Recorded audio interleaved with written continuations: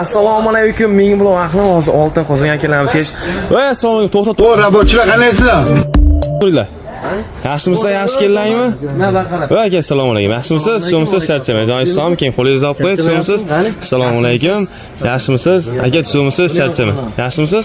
Yaxshimisiz, charchamay. Aka, oltin qozonga kelibsizlar. Hop. Necha marta kelishlaring? Xudo xolasa, bugun birinchi marta kelib turibmiz. Ha. Juda go'zal, hamma joy milliy. Hop, milliy tarzda bezatilgan. Atmosfera. Xonalarni ham ko'rdik. Bizga mana shu joy juda ma'qul keldi. Xudo xolasa, soldatlar bilan birga bugun birinchi marta kelishimiz juda shaxsan menga yoqdi. Endi boshqalar bilmayman. Tavsiya qilaman.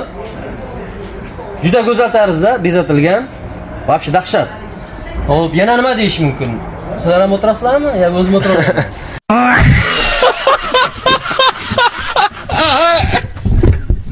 Hozir soldatskiy ovqat bo'ladi, to'g'rimi? Ishdan chiqib kelyapsizlar. Vobshe dahshat. Qorin itday och.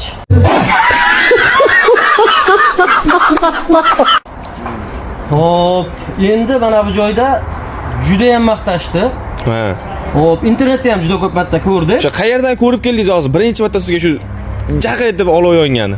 Qayerdasan, nima ish qilyapsan deb so'rasa, bu yerlarni aytib o'tirma. Hop, reklamada biz kanalidan ko'rib keldik. Ha? Xudo xolasa, bizga ham o'sha reklamadagidek tarzda maza qilib ketgani keldik, xudo xolasa. Ha.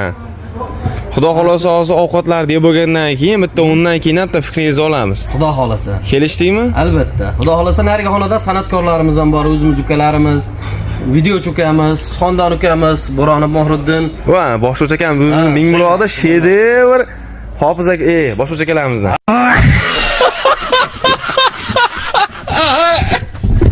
Ha, soldat u ham. Nima qildim men hozir masalan? Birinchi qildimmi men birovga? Ular o'zimiz uqayamiz, xudo xolasa bugun biz bilan birga.